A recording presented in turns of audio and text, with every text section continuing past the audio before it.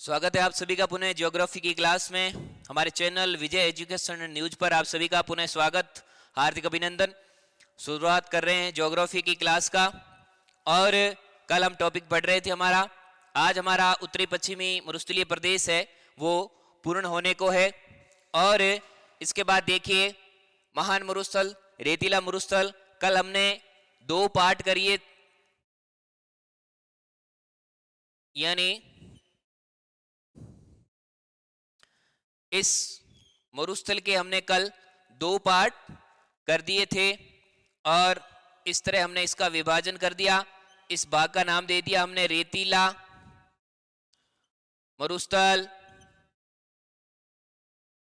और ये हमारा हो गया था अर्ध शुष्क मरुस्थल। ठीक है, ये बात हम लोगों ने पढ़ ली थी। अब शुरुआत में हम लोग पढ़ रहे थे महान या रेतीला, इसमें हम लोग अध्ययन कर रहे थे बालू का स्तूपों का, यानी ये राजस्थान का सर्वाधिक बालू का स्तूप आच्छादित प्रदेश है। कहने का मतलब यहाँ पर सर्वाधिक बालू का स्तूप पाए जाते हैं। और एक पहले बालू का स्तूप का हम लोगों ने अध्ययन कर लिया था और उसका नाम क्या था मेरे दोस्तों? बरखान। इसका अध्ययन भी हम लोग कल कर चुके हैं। इसकी आकृति अर्धचंद्राकार होती है, सर्वाधिक गतिशील और सर्वाधिक नुकसानदायक होता है, और इसका विस्तार कहां पर है ये भी हम लोग पढ़ चुके हैं। अब अगला जो हमारा है वो है अनुदैर्ध्य बालू का स्तूप। ध्यान दीजिएगा दोस्तों, अनुदैर्ध्य बालू का स्तूप। अब अनुदैर्ध्य बालू का स्तूप कैसे बनता है? ध्यान रखिए, ये हवा की दिशा के समानांतर बनते हैं। ये हवा की दिशा के समानांतर बनते हैं, बिल्कुल याद रखने वाली चीज है आपके लिए। अब इसके अलावा इनके और नाम क्या क्या है, इनका विस्तार देख लेते हैं पहले। बाड़मेर, जैसलमेर, जोधपुर। अनुदैर्ध्य बालू का स्तूप हमें कहां मिलते हैं दोस्तों? ये हमें बाड़मेर, जैसलमेर और जोधपुर, इन 3 जिलों में सर्वाधिक मिलते हैं। और ये कैसे होते हैं? हवा की दिशा के समानांतर, यानी जिस तरह इस दिशा से अगर हवा चल रही है तो इनका निर्माण बिल्कुल इस हवा की दिशा के समानांतर होगा, यानी इसी की दिशा में। अब ये कहां पाए जाते हैं हम लोगों ने पढ़ लिया कि बाड़मेर, जैसलमेर, जोधपुर। अब इनके अन्य नाम क्या क्या है? अब देखिए, बहुत ही इंपॉर्टेंट चीज आपके लिए आ रही है, ये एग्जाम में आया हुआ सवाल है राजस्थान के कंपटीशन में। इन्हें पवनानुवर्ती बालू का स्तूप भी कहते हैं, रेखीय बालू का स्तूप भी कहते हैं, और सीफ, इन्हें सीफ बालू का स्तूप भी कहते हैं। अब एग्जाम में क्या सवाल आ चुका है मेरे दोस्तों? पहले के एग्जाम्स में यानी ये प्रश्न आ चुका है कि सीफ किस प्रकार का बालू का स्तूप है। प्रश्न क्या आया था? सीफ किस प्रकार का बालू का स्तूप है, और उन्होंने ऑप्शन में दे दिए थे कि अनुदैर्ध्य, अनुप्रस्थ,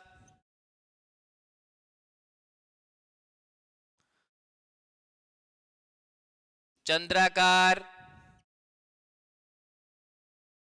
नेटवर्क बालू का स्तूप, यानी ऐसे ऑप्शन दे दिए थे। तो हमें याद होना चाहिए कि सीफ है जो अनुदैर्ध्य बालू का स्तूप है मेरे दोस्तों। इसे रेखीय बालू का स्तूप भी कहा जाता है और इसे पवनानुवर्ती बालू का स्तूप भी कहते हैं। बिल्कुल स्टार लगा दीजिए, ये एग्जाम्स में आया हुआ सवाल है। पहला हमने पढ़ा था बरखान, दूसरे नंबर पे पढ़ा है हम लोगों ने अनुदैर्ध्य बालू का स्तूप। स्क्रीनशॉट ले लीजिएगा इसका। ठीक है, अब हम पढ़ते हैं जो नेक्स्ट हमारा अनुप्रस्थ बालू का स्तूप, बालू का स्तूप से आप बिल्कुल परिचित हो चुके हैं दोस्तों, और आपको बता दिया गया बालू का स्तूप क्या होते हैं। अब 3 नंबर पे आता है हमारा अनुप्रस्थ बालू का स्तूप। अनुप्रस्थ का मतलब सीधा हो गया कि ये वायु की दिशा के लंबवत बनते हैं। देखिएगा, अनुदैर्ध्य बालू का स्तूप वायु की दिशा के समानांतर बन रहे थे, ये वायु की दिशा के लंबवत, यानी उसके साथ 90 डिग्री के कोण पर बनते हैं। कौन? अनुप्रस्थ बालू का स्तूप। अब ये कहां पाए जाते हैं मेरे दोस्तों? देखिए, बीकानेर, चूरू, झुंझुनू, और इसके बाद में रावतसर, हनुमानगढ़। रावतसर ये हनुमानगढ़ में आया हुआ है, ठीक है। इसके अलावा सूरतगढ़। इन स्थानों पर क्या मिलता है मेरे दोस्तों? ये अनुप्रस्थ बालू का स्तूप बनते हैं।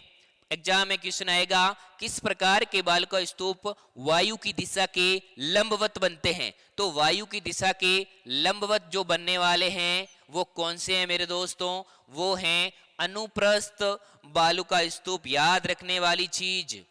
अब इसके बाद में फोर्थ, 4 नंबर पे बनने वाला बालू का स्तूप, यानी वो है आपका, ये भी एग्जाम्स में आया हुआ है, तारा बालू का स्तूप। तारे से आप समझ के होंगे, इसकी आकृति इस स्टार के समान होगी। ये कहां मिलते हैं मेरे दोस्तों? ये सोहनगढ़, जैसलमेर, पोखरण,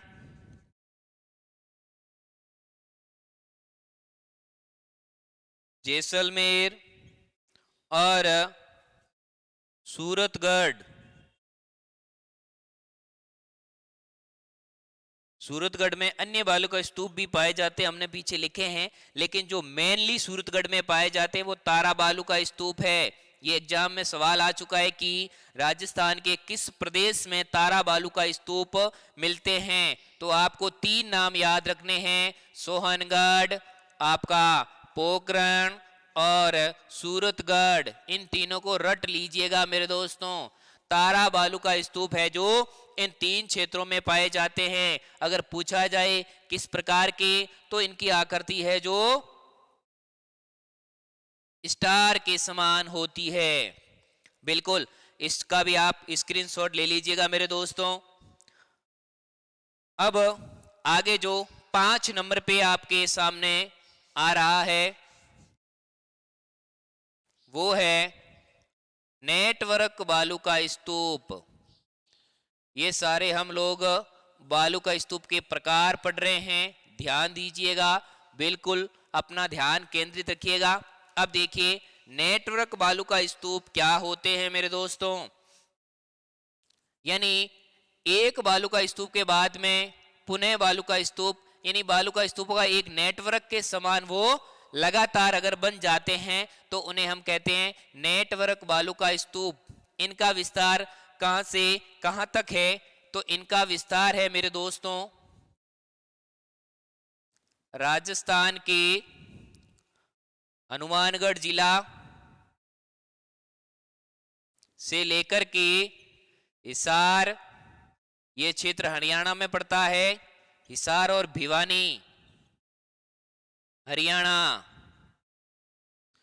तो प्रश्न आ जाए आपके एग्जाम्स में कि नेटवर्क बालू का स्तूपों का विस्तार कहां से कहां तक है मेरे दोस्तों, तो आपको याद होना चाहिए कि नेटवर्क बालू का स्तूप का विस्तार राजस्थान के हनुमानगढ़ जिले से लेकर के हिसार और भिवानी हरियाणा तक इस नेटवर्क बालू का स्तूप का विस्तार है। अब नेक्स्ट 6 नंबर पर हम पढ़ते हैं कि अगला पैराबोलिक स्तूप।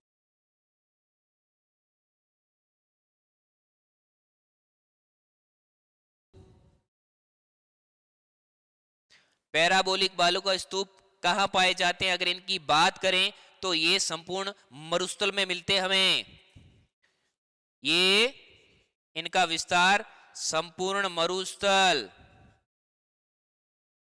अब इसकी आकृति कैसी होती है मेरे दोस्तों? इसकी आकृति होती है महिलाओं के हेयर पिन की तरह।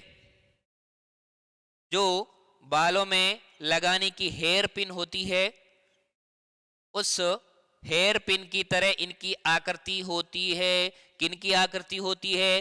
पैराबोलिक बालू का स्तूप की आकृति कैसी होती है मेरे दोस्तों? तो इनकी आकृति महिलाओं के हेयर पिन की तरह होती है। आपको बिल्कुल याद रखना है, बिल्कुल आपको याद रखने वाली चीज है मेरे दोस्तों। अब एग्जाम्स में सवाल किस तरह का आएगा कि एक तो ये कहां पाए जाते हैं और एक इनकी आकृति क्या होती है। ठीक है, अब इसके बाद में नेक्स्ट हम पढ़ते हैं 7 नंबर पे। एक नाम आ रहा है, मैं लिख रहा हूं आपके सामने, नेबखा। 7 नंबर पे जो बालू का स्तूप का प्रकार है वो है नेबखा। अब इसका आंसर क्या होगा? क्या कहेंगे हम इसे?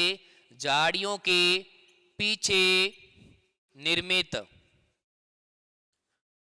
झाड़ियों के पीछे निर्मित बालू का स्तूप। नेबखा क्या है मेरे दोस्तों?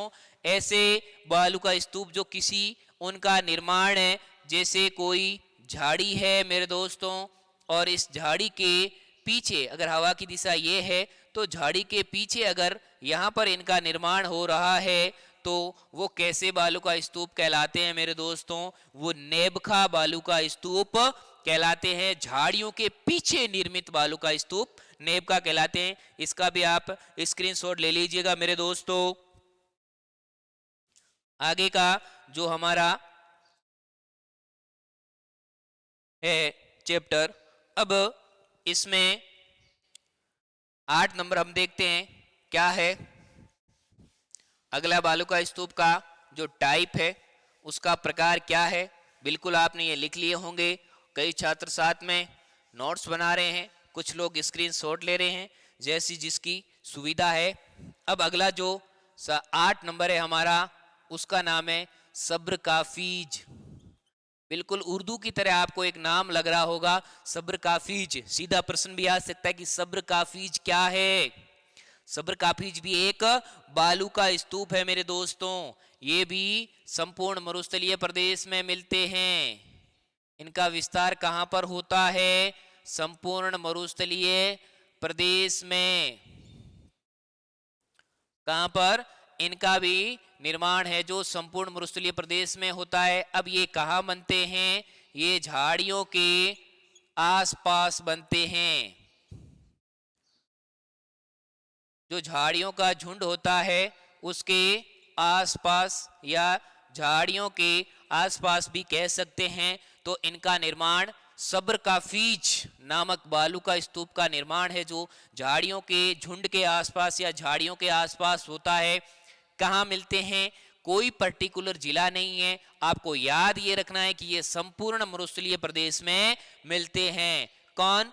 सब्र काफीज। तो इसके बाद में अंतिम जो हमारा एक बालू का स्तूप है मेरे दोस्तों, वो है अवरोधी बालू का स्तूप। ज्यादा नहीं है, ये इतने ही है, आपको याद रखने। आपको 100% एग्जाम में इसमें से सवाल मिलेगा मेरे दोस्तों। अब अवरोधी बालू का स्तूप, इनका निर्माण किसी अवरोध के कारण होता है। नाम से ही पता चलता है। अवरोध कैसा? कि बीच में कोई चट्टान आ जाए, कोई बड़ा सा पेड़ आ जाए और छोटी पहाड़ी आ जाए, और कोई भी अवरोध आता है तो उस अवरोध के कारण ये अवरोधी बालू का स्तूपों का निर्माण हो जाता है। अब ये राजस्थान में कहाँ मिलते हैं? इंपॉर्टेंट चीज, ये राजस्थान में मिलते हैं पुष्कर। उसके बाद में पुष्कर के पास बूढ़ा पुष्कर, और उसके बाद में हमारे मिलते हैं जोबनेर। अब पूछा जाए कि बहुत लोग जानते हैं कि जोबनेर आपका कहाँ आया हुआ है, तो जोबनेर आया हुआ है जयपुर में। और इसके अलावा ये मिलते हैं नाग पहाड़ और सीकर, इन स्थानों पर मिलते हैं मेरे दोस्तों। तो अवरोधी बालू का स्तूप कहाँ मिलते हैं? इनका निर्माण तो हम लोगों ने देख लिया कि किसी अवरोध के कारण, मार्ग में किसी अवरोध के कारण इनका निर्माण होता है। राजस्थान में कहाँ मिलते हैं? पुष्कर, बूढ़ा पुष्कर, जोबनेर जयपुर, सीकर और नाग पहाड़। नाग पहाड़ के बारे में मैंने आपको बताया था, ये कहाँ है, यहाँ से कौन सी नदी निकलती है? तो नाग पहाड़ से लूणी नदी निकलती है, बताया था। लूणी नदी अजमेर की नाग पहाड़ से या नाग पहाड़ी से निकलती है, यहां से लूणी नदी बहती है। तो आप इन दोनों का भी स्क्रीनशॉट ले लीजिएगा। ये हमारे थे बालू का स्तूप, बिल्कुल इतने ही है बालू का स्तूप। इसमें से आपको श्योरली एक सवाल मिलेगा। अब इनके बाद में इस मरुस्थलीय प्रदेश की कुछ और शब्दावली है हमारे सामने। क्या शब्दावली है मेरे दोस्तों? कि इन बालू का स्तूप, जैसे मैं आपके सामने बालू का स्तूप बना रहा हूं, कई छोटे हैं कई बड़े हैं। अब इन बालू का स्तूपों के मध्य क्या होता है कि ये निम्न भूमि पाई जाती है। इनके बीच में निम्न भूमि यानी थोड़ा गहराई वाला एक भाग पाया जाता है, और इस भाग के अंदर बारिश के मौसम में कई बार जल भर जाता है। कई बार क्या जल भर जाता है, तो इस जल भर जाने के कारण यहाँ झीलों का निर्माण होता है, जिन्हें कहते हैं ढाड या रन या प्लाया झीलें।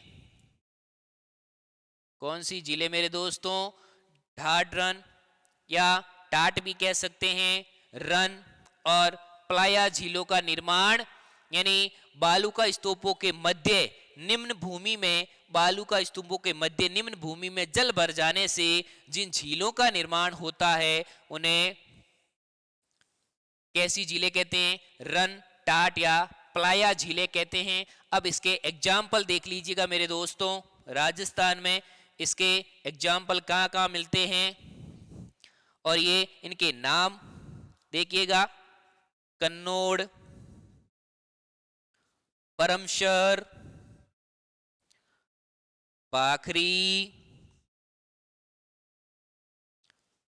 एक स्थान आ रहा है थोब, ये बाड़मेर में,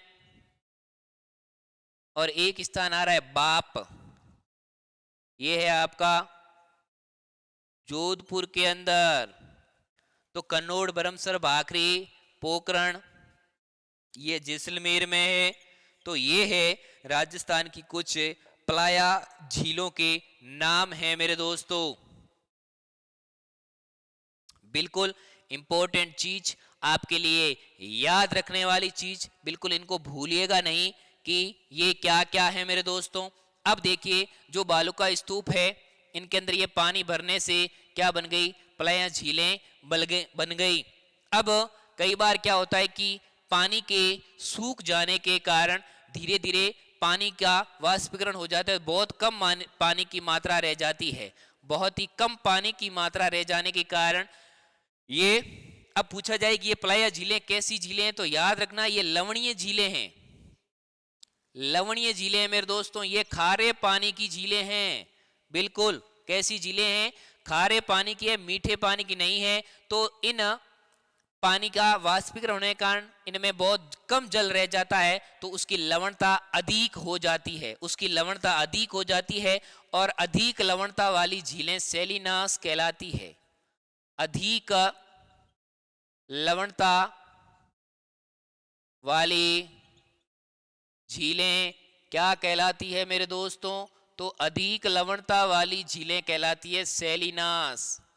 क्या कहलाती है? अधिक लवणता वाली झीलें आपकी कहलाती है सैलिनास, याद रखना। और प्लाया झीलें कहाँ बनती है? तो बालू का स्तूपों के मध्य निम्न भूमि में जल भर जाने से, बालू का स्तूपों के मध्य निम्न भूमि में जल भर जाने से टाट, रन या प्लाया झीलों का निर्माण होता है। और कालांतर में जल का वाष्पीकरण होने से बहुत कम जल है जो इनमें रह जाता है, जिससे वो अधिक लवणता वाला हो जाता है। और अधिक लवणता वाली झीलें हैं जो सैलिनास कहलाती है, बिल्कुल याद रखने वाली। और राजस्थान में कौन कौन सी है, तो कन्नौड़, बरमसर, भाकरी, पोखरण, थोप बाड़मेर और बाप जोधपुर। बिल्कुल, मुझे लगता है आप लोगों ने साथ साथ इसे याद कर लिया है। अब एक चीज और बताना चाहता हूं कि जो बालू का स्तूप होते हैं, तो आप देखना इनके ऊपर ऐसे, कई फिल्मों में देखा होगा आपको, दोरों के ऊपर ऐसी जो लाइनें हैं, इन बालू का स्तूप के ऊपर आपको ऐसी लाइनें दिखाई देती है, यानी लहरदार जो आपको लाइनें दिखाई देती है, इन्हें क्या कहते हैं, इन्हें कहते हैं उर्मिका। उर्मिला नहीं है, उर्मिका है। और ये किसे कहते हैं, जो बालू का स्तूप होते हैं उनके ऊपर जो लहरदार आकृति के समान इस प्रकार की लाइंस होती है, जो लहरदार आकृतियां बनती है एक रेखा के समान, उन्हें क्या कहा जाता है मेरे दोस्तों, तो उन्हें कहा जाता है उर्मिकाएं कहा जाता है। बिल्कुल याद रखने वाली चीज है आपके लिए। चलिए अब हम अगली बात करते हैं। अगली बात क्या है कि हमें कुछ नाम मिलते हैं, कुछ शब्दावली है मेरे पास आपके लिए। एक नाम मैंने यहां लिखा है अर्घ, और एक नाम लिखा है मैंने हमादा, और एक नाम लिखा है मैंने रेग। एक नाम मैंने क्या लिखा है, रेग। अब देखिए अर्घ किसे कहते हैं, तो अर्घ होता है रेतीला मरुस्थल। ऐसा मरुस्थल जहां सिर्फ और सिर्फ बलुई मिट्टी हो, जहां सिर्फ और सिर्फ रेत हो, तो उसे रेतीला मरुस्थल कहते हैं मेरे दोस्तों। और रेतीले मरुस्थल का अगर एग्जाम्स में सीधा प्रश्न आता है अर्घ क्या है, रेतीला मरुस्थल, चट्टानी मरुस्थल, पथरीला मरुस्थल, तो इस प्रकार के ऑप्शन आपको मिलेंगे। तो याद रखना है कि अर्घ एक रेतीला मरुस्थल है। अब बात आती है सेकंड शब्दावली जो मेरे पास है, इंपॉर्टेंट, मैंने स्टार कर दिया है। हमादा क्या है, हमादा मेरे दोस्तों है चट्टानी मरुस्थल। यानी आपने देखा होगा मरुस्थलीय प्रदेश में सिर्फ और सिर्फ, हम लोगों ने पहले बताया था कि सिर्फ और सिर्फ मिट्टी भी नहीं है, कहीं कहीं पर हमें खारे पानी की झीलें मिल जाती है, कहीं कहीं पर हमें पहाड़ियां मिल जाती है, कहीं कहीं पर चट्टानें मिल जाती है। तो ये जो आपका चट्टानी मरुस्थल है, चट्टानों के बीच में, यानी वहां पर चट्टानें अधिक होती है और वो मरुस्थलीय क्षेत्र होता है, तो उसे हमादा कहते हैं। याद रखने वाली चीज है, हमादा क्या है, चट्टानी मरुस्थल है जहां पर बड़ी बड़ी चट्टानें मिलती हैं, उनकी आकृति बड़ी होती है। अब इसके बाद में देखिए मैंने एक शब्दावली आपके सामने यहां और लिखी है मेरे दोस्तों, और इसका नाम लिखा मैंने रेग। रेग क्या होता है, रेग होता है पथरीला मरुस्थल। याद रखना, पथरीला मरुस्थल क्या कहलाता है मेरे दोस्तों, तो आपका पथरीला मरुस्थल है वो रेग कहलाता है। यानी जहां पर बड़ी बड़ी चट्टानें नहीं होती, जहां पर छोटे बड़े कंकड़ पाए जाते हैं, कंकड़ और पत्थर जिनका निर्माण छोटे बड़े कंकड़ और पत्थरों से होता है, वो कहलाता है पथरीला मरुस्थल। और उसे हम किस नाम से पुकारते हैं मेरे दोस्तों, उसे हम रेग के नाम से पुकारते हैं। याद रखने वाली चीज, अब इसी रेग मरुस्थल को मिस्र में और लीबिया, ये दो देश हैं, अफ्रीकी कंट्री हैं, अफ्रीका महाद्वीप में स्थित है। मिस्र, आपने मिस्र का नाम सुना होगा, नील नदी का वरदान, यानी मिस्र में नील नदी बहती है जो विश्व की सबसे लंबी नदी है, नील नदी। उसी मिस्र और लीबिया में इस रेग को कहते हैं सेरिर। इसका नाम क्या आता है मेरे दोस्तों, सेरिर नाम आता है कि नहीं। रेग जो पथरीला मरुस्थल होता है उसे मिस्र और लीबिया में सेरिर के नाम से जाना जाता है, और चट्टानी मरुस्थल को हमादा कहा जाता है।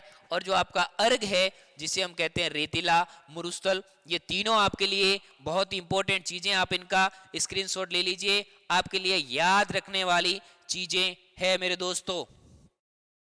अब एक चीज मैं यहां आपको बताना चाहता हूं, एक हमें शब्दावली मिलती है लघु मरुस्थल, एक नाम हमें क्या मिलता है मेरे दोस्तों, लघु लघु मरुस्थल। लघु मरुस्थल का कई बार आ चुका है, तो एक ही लाइन में इसका आंसर है कच्छ के रण से बीकानेर तक फैला मरुस्थल कच्छ के रण से यानी बीकानेर तक फैला मरुस्थल क्या कहलाता है मेरे दोस्तों? लघु मरुस्थल कहलाता है। और इसका विस्तार कच्छ के रण से, कच्छ के रण में लूणी नदी गिरती है, कच्छ का रण, फिर उसके नीचे खंबात की खाड़ी और फिर अरब सागर। ये हमारे भारत के पश्चिमी तट पर हैं, गुजरात के पश्चिमी तट पर है, राजस्थान के पश्चिमी तट पर है। तो कच्छ का रण से लेकर के बीकानेर तक जो फैला हुआ मरुस्थल है इसे कहते हैं लघु मरुस्थल कहते हैं। यानी ये चट्टानी प्रदेश के पूर्व में स्थित है, चट्टानी प्रदेश के पूर्व में है। यानी मरुस्थल तो चट्टानी प्रदेश के पूर्व में ही है, पूर्व में स्थित है। कौन स्थित है? चट्टानी प्रदेश के पूर्व में आपका लघु मरुस्थल स्थित है। बिल्कुल याद रखने वाली चीजें। इसके अलावा देखिए हम पढ़ रहे थे कि पश्चिमी मरुस्थल में पूर्णतया बालू का स्तूप है और पश्चिमी मरुस्थल हमारा बालू का स्तूपों से भरा हुआ है। उनके प्रकार भी हम लोगों ने पढ़े।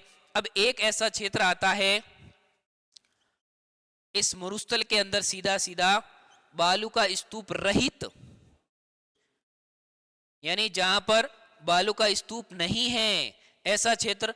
अब ऐसा क्षेत्र अगर जिले की बात करें तो जैसलमेर का नाम, कि किस जिले में हमें बालू का स्तूप रहित क्षेत्र मिलता है, तो जैसलमेर में। विशेष क्षेत्र का नाम आपसे पूछा जाए तो आपको यह लिखना है कि पोखरण। ये कहां है मेरे दोस्तों? ये जैसलमेर में है। पोखरण जैसलमेर से फलोदी तक, और फलोदी कहां पर है मेरे दोस्तों? ये जोधपुर में है। इसके बीच में जो पार्ट है पोखरण जैसलमेर से फलोदी जोधपुर के बीच में जो पार्ट है वहां पर क्या है कि वहां पर चट्टानें ज्यादा हैं। वहां पर हमें पोखरण से फलोदी के बीच में चट्टानी पदार्थ ज्यादा है, यानी वहां पर बाप बोल्डर भी मिलते हैं हमें। अब बाप बोल्डर क्या है? बाप का नाम मैंने आपको बताया था कि जोधपुर जिले में स्थित है जहां पलाया झीलें हैं। तो बाप बोल्डर का मतलब है यहां पर हमें कुछ ऐसे गोल और विभिन्न आकृतियों के चिकने चिकने पत्थर मिलते हैं, गोल और चिकने पत्थर मिलते हैं। और वो पत्थर क्या संकेत करते हैं कि किसी समय यहाँ पर नदी चलती थी। देखिए जब एक नदी चलती है तो नदी के साथ बहुत सारे पदार्थ प्रवाहित होते हैं। तो नदी के साथ में जब पत्थर प्रवाहित होते हैं तो वो घर्षण और अपघर्षण यानी एक दूसरे से टकराकर या तल से टकराकर वो गोल और चिकने हो जाते हैं। इस प्रकार के हमें कहाँ मिलते हैं? इस प्रकार के हमें बाप बोल्डर यानी बाप के और फलोदी के आसपास मिलते हैं। तो इससे ये प्रमाण होता है कि यहाँ पर किसी समय यानी नदी का और यहाँ जलीय भाग था, यानी किसी समय यहाँ समुद्र का विस्तार था। तो राजस्थान का जो आपका बालू का स्तूप रहित क्षेत्र है, अगर एक पर्टिकुलर जिले का नाम आपसे पूछ लिया जाए तो आपको जैसलमेर लिखना है। और अगर आपसे पूछ लिया जाए कि कहां से, तो पोखरण जैसलमेर से फलोदी जोधपुर के मध्य है, जो बिल्कुल यहाँ पर चट्टानी मरुस्थल है। अब चट्टानी मरुस्थल को क्या कहा जाता है मेरे दोस्तों? चट्टानी मरुस्थल को हमादा कहा जाता है। अभी हम लोगों ने पढ़ा था कि चट्टानी मरुस्थल हमादा क्या है? हमादा एक चट्टानी मरुस्थल है। तो यहां पर हमें क्या मिलेगा? हमादा मिल सकता है। तो चट्टानी मरुस्थल हमादा है। तो आपको बालू का स्तूप रहित क्षेत्र है, इसका हमें बिल्कुल ध्यान रखना है मेरे दोस्तों।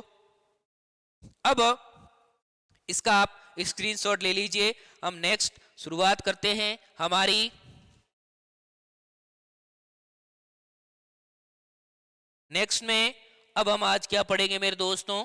हमारा अगला पार्ट पढ़ने जा रहे हैं। यहाँ हमारा जो महान मरुस्थल है वो कंप्लीट हो चुका है बिल्कुल ही। महान मरुस्थल को हम लोगों ने बिल्कुल आसानी के साथ पढ़ लिया है। और अब हम क्या पढ़ेंगे मेरे दोस्तों? अब हम जो पढ़ने जा रहे हैं वो है हमारा अर्ध शुष्क मरुस्थल। अब अर्ध शुष्क मरुस्थल की बात करें इस लाइन को मैंने यहां खींच लिया है। ये आपका पूरा हो गया उत्तरी पश्चिमी मरुस्थलीय प्रदेश। और बाड़मेर, जैसलमेर, जोधपुर, बीकानेर ये हम लोगों ने पढ़ लिया था कल। यही हमारा महान या रेतीला मरुस्थल। अब ये जो पार्ट है आपका, इसको हम क्या कहेंगे? ये है अर्ध शुष्क मरुस्थल। इसे क्या कहते हैं मेरे दोस्तों? अर्ध शुष्क मरुस्थल। अब राजस्थान को दो भागों में डिवाइड करने वाली रेखा 50 सेमी समवर्षा रेखा, और इस मरुस्थल को दो भागों में विभाजित करने वाली तो 25 सेंटीमीटर, बिल्कुल। और ये आपका महान मरुस्थल। अब हम आज हेडिंग डालते हैं हमारे जो सेकंड पार्ट है हमारा अर्ध शुष्क मरुस्थल। क्या हेडिंग है मेरे दोस्तों? अर्ध शुष्क मरुस्थल। अब अर्ध शुष्क मरुस्थल के मैं आपको विभाजन बताता हूं। इसके 4 पार्ट हैं। इसके कितने पार्ट हैं? इसके भी 4 उपविभाग है। देखिए, हमने इस मरुस्थलीय प्रदेश के 2 पार्ट किए थे। पहला पार्ट रेतीला महान मरुस्थल पढ़ लिया है। अब हम पढ़ रहे हैं अर्ध शुष्क मरुस्थल। क्या पढ़ रहे हैं? अर्ध शुष्क मरुस्थल। अब देखिए, अगर पूछा जाए कि अर्ध शुष्क मरुस्थल में वर्षा कितनी होती है, तो देखिए 25 सेंटीमीटर से लेकर 50 सेंटीमीटर, यानी 25 सेमी से 50 सेमी यहां बारिश होती है। कितनी होती है मेरे दोस्तों? 25 सेमी से 50 सेंटीमीटर। और ये कैसा प्रदेश है? अरावली प्रदेश, और इस रेतीले मरुस्थल के मध्य स्थित संक्रमणीय जलवायु प्रदेश है। कैसा प्रदेश है मेरे दोस्तों? ये एक संक्रमणीय जलवायु प्रदेश। संक्रमणीय जलवायु प्रदेश का मतलब क्या हुआ मेरे दोस्तों? यहां पर दोनों जलवायु का हमें संक्रमण मिल जाएगा, यानी यहां पर जलवायु उसका भी पार्ट, यहां जो जलवायु है उसका भी पार्ट, यानी एक अरावली पर्वतीय प्रदेश और महान मरुस्थल के मध्य स्थित है ये जो हमारा अर्ध शुष्क मरुस्थल। ये एक संक्रमणीय प्रदेश है जलवायु की दृष्टि से। यहाँ बारिश कितनी होती है? तो यहाँ 25 से 50 सेंटीमीटर बारिश होती है। अब इसके 4 भाग कौन कौन से हैं? देखिए, राजस्थान का मैप आप लोगों ने पढ़ा होगा। तो सबसे पहले हमने यहाँ पढ़ा था, क्या पढ़ा था? कि यहाँ पर 2 जिले आते हैं। कितने जिले आते हैं? 2 जिले आते हैं। कौन से? गंगानगर और हनुमानगढ़। तो इसका जो पहला पार्ट है वो है घग्गर का मैदान। नाम देख लीजिए सबसे पहले आप चारों, घग्गर का मैदान। सेकंड नंबर पे आपका शेखावाटी प्रदेश। मैप में आपको समझाऊंगा तो आपको चारों अभी हाथों हाथ याद हो जाएगा। थर्ड है आपका नागौरी उच्च भूमि, और फोर्थ है आपका गोडवार बेसिन या लूणी बेसिन। अब ये चारों कहां स्थित है याद रखिएगा मेरे दोस्तों। जो 1 नंबर पे घग्गर का मैदान लिखा है वो तो है, यहां पर मैंने 1 नंबर डाल दिया है। अब आपका जो 2 नंबर है वो कहां पर है? यहां पर है। और 3 नंबर आपका यहां, 4 नंबर यहां। बिल्कुल क्रम वाइज लिखे मैंने। घग्गर का मैदान गंगानगर हनुमानगढ़ में। आप राजस्थान का मैप देखिएगा। ये है आपका शेखावाटी प्रदेश, यानी यहां पर चूरू, झुंझुनू, सीकर, यहां पर आपको कौन से जिले मिलेंगे?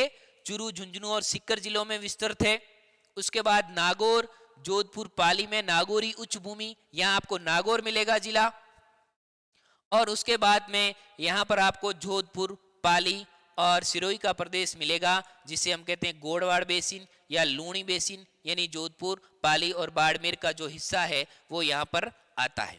ये चारों हैं। ये किसके भाग हैं? ये चारों अर्ध शुष्क मरुस्थल के भाग हैं। ये आपका रेतीला महान मरुस्थल है। ये जो चारों पार्ट है मेरे दोस्तों, ये किसके पार्ट हैं? अर्ध शुष्क मरुस्थल के। तो याद रखिएगा, अर्ध शुष्क मरुस्थल के 4 पार्ट हैं। घग्गर का मैदान, घग्गर नदी यानी कहाँ बहती है? हनुमानगढ़ और गंगानगर जिले में बहती है। तो ये घग्गर का मैदान। ये आपका शेखावाटी प्रदेश, चूरू, झुंझुनू, सीकर को शेखावाटी प्रदेश के नाम से जाना जाता है। फिर 3rd नंबर पे आपका आएगा नागौरी उच्च भूमि, यानी ये थोड़ी भूमि है जो इन प्रदेशों से थोड़ी हाइट पर है, यानी इसलिए इसको कहा जाता है नागौर की उच्च भूमि। और जो 4 नंबर पे आपका है लूणी बेसिन, यहाँ पर लूणी नदी बहती है जो जोधपुर, बाड़मेर और यहाँ पर जालोर जिले से होकर के अंत में कच्छ केरल में समा जाती है। तो ये 4 प्रदेश है मेरे दोस्तों, आपने लिख लिए होंगे। तो सबसे पहला जो आपको मैं समझाने जा रहा हूं वो है घग्गर का मैदान। सबसे पहला टॉपिक हमारा क्या है मेरे दोस्तों? घग्गर का मैदान। अब घग्गर का मैदान, तो ध्यान रखिए यहां पर घग्गर नदी चलती है। कौन सी नदी बहती है? घग्गर नदी बहती है जो वर्तमान में विलुप्त नदी है। इसे मर्त नदी भी कहा जाता है, इसे मर्त नदी भी कहा जाता है, जो बिल्कुल भी नहीं है। और जो घग्गर नदी के हनुमानगढ़ में घग्गर नदी का पाट प्रदेश, यानी जहां पर घग्गर नदी बहती है उसके आसपास के क्षेत्र को क्या कहा जाता है? हनुमानगढ़ में उस क्षेत्र को कहा जाता है नाली। उस क्षेत्र को क्या कहा जाता है मेरे दोस्तों? उस क्षेत्र को कहा जाता है नाली। किसको? हनुमानगढ़ में जो इस घग्गर नदी का पाट प्रदेश है। कौन सी नदी का? घग्गर का। तो इसको क्या कहते हैं? नाली कहा जाता है। अब पूछा जाए कि घग्गर नदी कहां से निकलती है, तो घग्गर नदी हिमाचल प्रदेश की कालका की पहाड़ियों से निकलती है, या हिमाचल प्रदेश की शिवालिक की पहाड़ियों से निकलती है। शिवालिक या कालका एक ही चीज है। तो घग्गर नदी पूछा जाए कहां से निकलती है, तो कालका की पहाड़ियों से। कालका या शिवालिक की पहाड़ियां।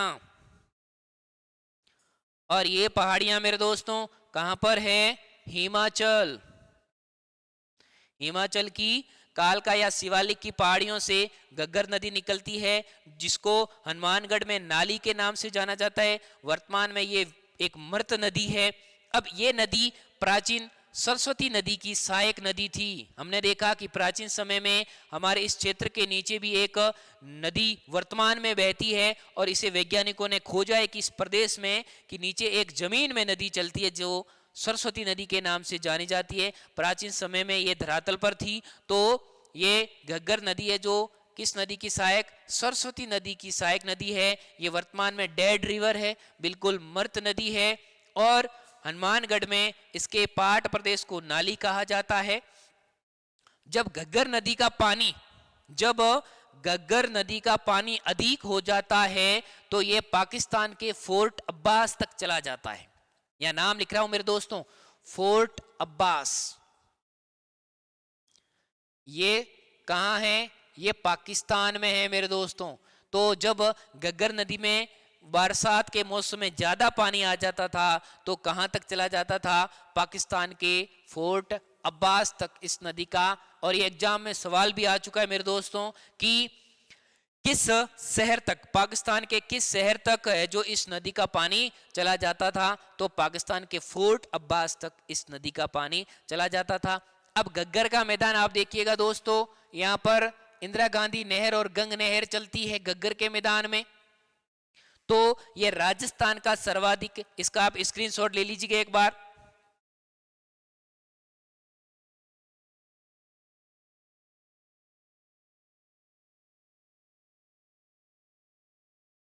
अब देखिएगा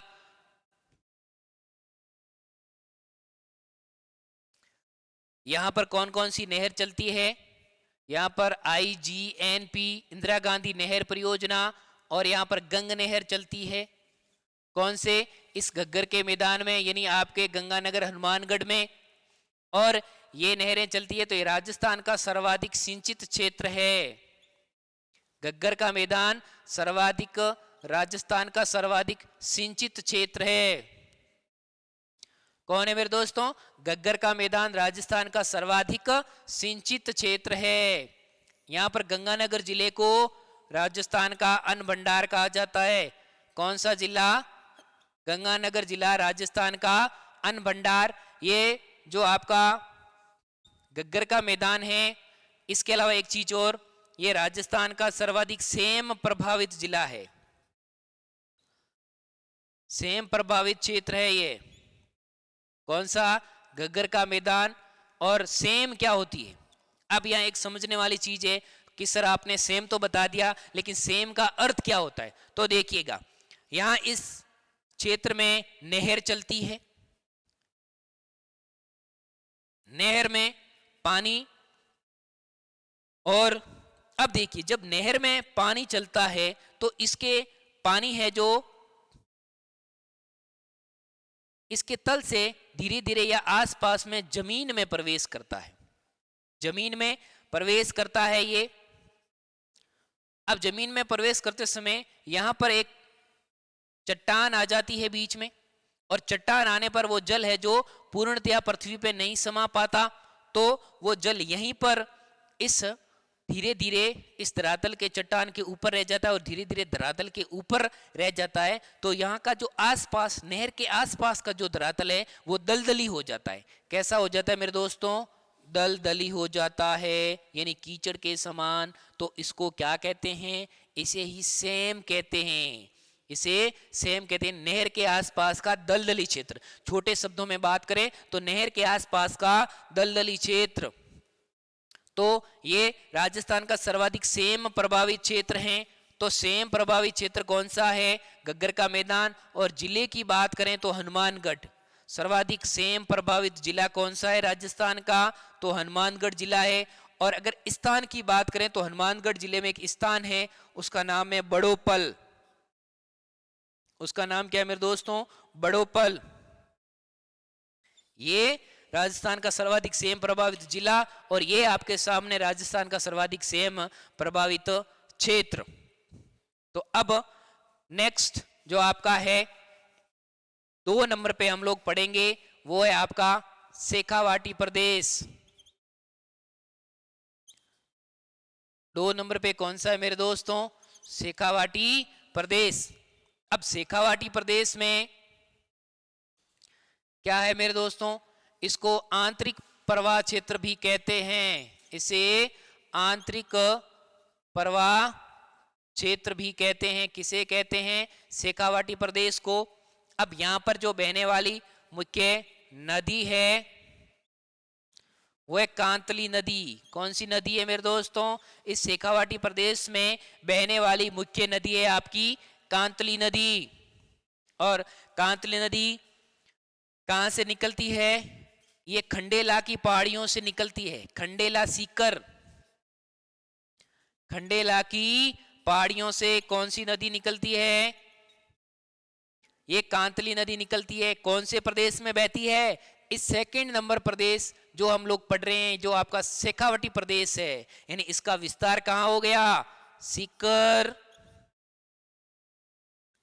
चूरू और झुंझुनू, इन 3 जिलों में आपके इस प्रदेश का विस्तार है। यहाँ पर बहने वाली मुख्य नदी कौन सी है? यहाँ पर कांतली नदी बहती है, जो कहाँ से निकलती है मेरे दोस्तों? जो खंडेला सीकर की पहाड़ियों से निकलती है और आगे जाकर के जमीन में ही विलुप्त हो जाती है। ये किसी खाड़ी में नहीं गिरती, किसी समंदर में नहीं गिरती, ये अपने प्रवाह क्षेत्र में ही विलुप्त हो जाती है। इसलिए ये इसे आंतरिक प्रवाह क्षेत्र कहा जाता है कि काफी समय के बाद, ये काफी दूर तक चलने के बाद ये जमीन के अंदर विलुप्त हो जाती है। इसलिए इस प्रदेश को आंतरिक प्रवाह क्षेत्र का नाम दिया गया है। तो इसका भी आप एक स्क्रीनशॉट ले लीजिएगा मेरे दोस्तों।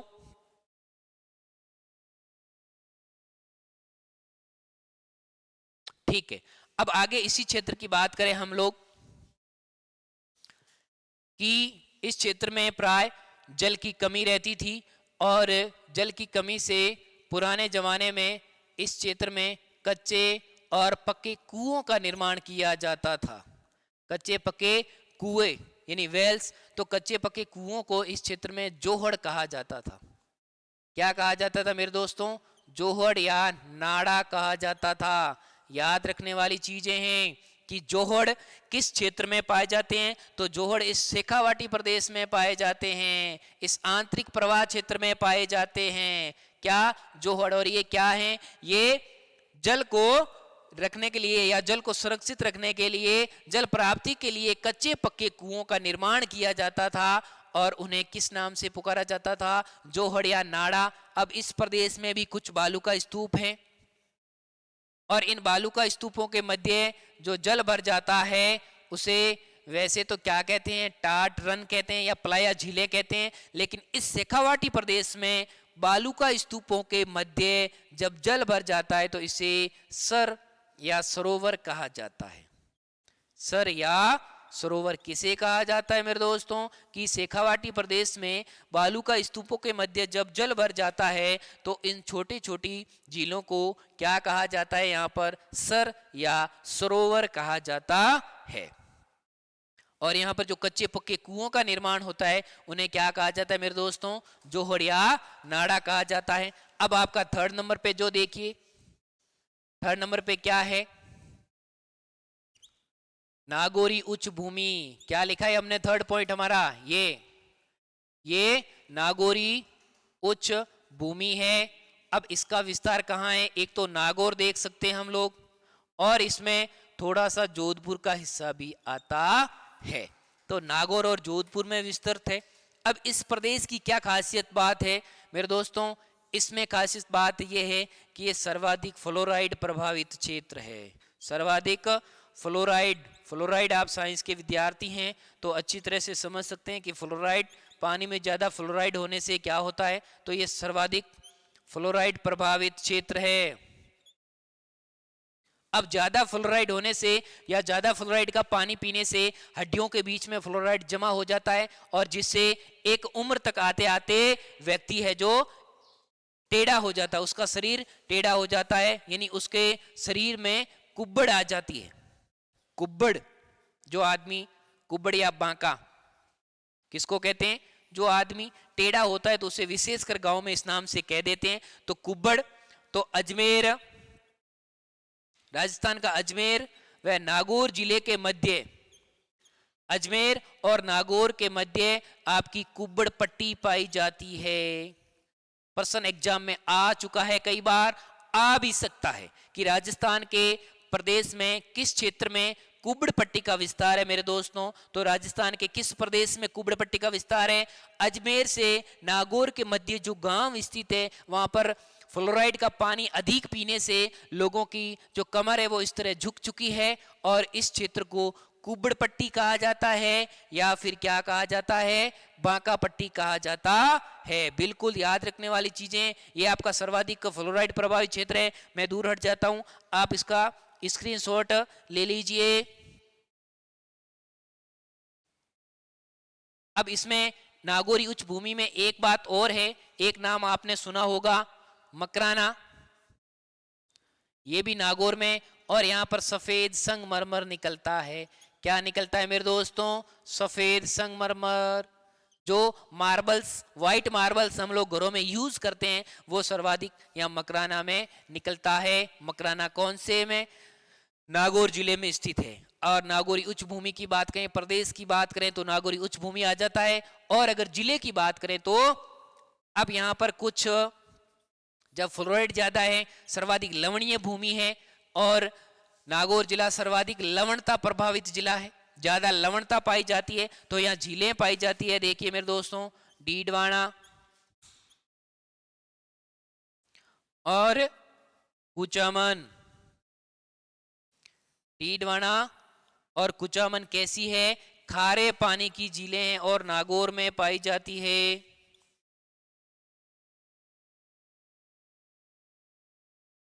बिल्कुल याद रखने वाली चीजें हैं कि डीडवाना और कुचामन जो खारे पानी की झीलें वो कौन से जिले में पाई जाती है मेरे दोस्तों, वो पाई जाती है नागौर जिले में। अब याद रखना, नागौर जिला राजस्थान का सर्वाधिक लवणता प्रभावित जिला, सर्वाधिक फ्लोराइड प्रभावित जिला है। याद रखने वाली चीजें, यहाँ पर एक स्थान है मकराना, आपने लिख दिया, जहां सफेद संगमरमर मिलता है। एक स्थान यहाँ और मिलता है गोठ मांगलोद, एक स्थान है, नाम याद रखिएगा, गोठ मांगलोद और भदवासी। ये दो स्थानों के नाम मैंने आपके सामने लिखे हैं, भदवासी एवं गोठ मांगलोद। यहाँ पर जिप्सम के भंडार मिले हैं। क्या मिले मेरे दोस्तों, जिप्सम के भंडार कहाँ है, यहाँ जिप्सम निकाला जाता है, कहाँ पर, गोठ मांगलोद एवं बदवासी के अंदर। ये दोनों नागौर के अंदर स्थित हैं, और यहाँ पर किसके स्रोत हैं, जिप्सम, और जिप्सम से सीमेंट बनाई जाती है। जिप्सम का क्या उपयोग होता है, जिप्सम से सीमेंट बनाई जाती है। अब हम बात करते हैं नेक्स्ट, हमारा जो फोर्थ नंबर है आपके सामने, वो है गोडवाड़ प्रदेश या लूणी बेसिन। गोडवाड़ प्रदेश ये फोर्थ पार्ट है मेरे दोस्तों। किसका फोर्थ पार्ट है? ये है अर्ध शुष्क मरुस्थल का फोर्थ पार्ट, गग्गर का मैदान, उसके बाद में शेखावाटी प्रदेश, उसके बाद में नागौरी उच्च भूमि, और अंतिम जो हमारा है वो है लूणी बेसिन। क्यों कहा जाता है? क्योंकि यहां पर लूणी नदी बहती है और इसका कहां से निकलती है? ये लूणी नदी मैंने पहले भी आपको बता दिया, अजमेर की नाग पहाड़ी से निकलती है। ये बात मैं आपको बता चुका हूं पहले भी। और किस बालोतरा, बाड़मेर का जो बालोतरा शहर है वहां तक इसका जल मीठा हो जाता है और उसके बाद में उसका जल खारा हो जाता है। किस शहर के बाद? बाड़मेर के बालोतरा शहर तक तो पानी मीठा है और उसके बाद में इस नदी का पानी क्या हो जाता है? खारा हो जाता है मेरे दोस्तों। तो ये आपका लूणी नदी बहती है, इस कारण इसे लूणी बेसिन कहा जाता है। ये अजमेर की नाग पहाड़ियों से निकलती है। अब इस लूणी बेसिन में और क्या खासियत है मेरे दोस्तों? यहाँ पर एक जवाई नदी पर जवाई बांध बना हुआ है। कौन सा बांध है इस प्रदेश में? जवाई नदी पर जवाई बांध बना हुआ है और एक हेमावास बांध भी बना हुआ है। और ये दोनों बांध कौन से जिले में हैं? ये दोनों बांध पाली जिले में हैं।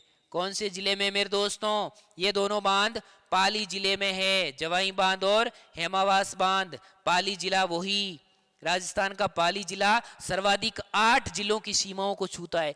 राजस्थान का वह जिला जिसकी सीमा सर्वाधिक जिलों को छूती है तो वो है आपका पाली जिला, जिसकी सीमा सर्वाधिक 8 जिलों से छूती है।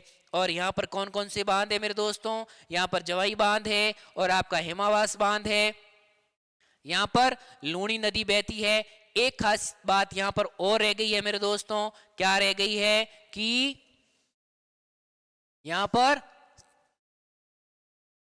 जालोर सिवाना की जो पहाड़ियां हैं वहां पर ग्रेनाइट के स्रोत मिले हैं। वहां पर सर्वाधिक ग्रेनाइट निकाला जाता है। किसके भंडार हैं? ग्रेनाइट। कहां पर? इसीलिए राजस्थान के जालोर जिले को ग्रेनाइट नगरी कहा जाता है। Granite city of Rajasthan. Rajasthan का कौन सा शहर ग्रेनाइट सिटी कहलाता है? राजस्थान का जालोर शहर है जो ग्रेनाइट सिटी के नाम से जाना जाता है। यहाँ पर इस प्रदेश में जालोर सिवाना की पहाड़ियों में ग्रेनाइट के भंडार मिले हैं। अब सिवाना की पहाड़ियां कौन सी मेरे दोस्तों? सिवाना बाड़मेर के अंदर स्थित है। सिवाना कौन से जिले में स्थित है? बाड़मेर के अंदर स्थित है। तो सिवाना के अंदर जो सिवाना की पहाड़ियां हैं इसे 56 की पहाड़ियां भी कहा जाता है। 56 की पहाड़ियां। 56 की पहाड़ियां कौन से जिले में है? आपके बाड़मेर जिले में है।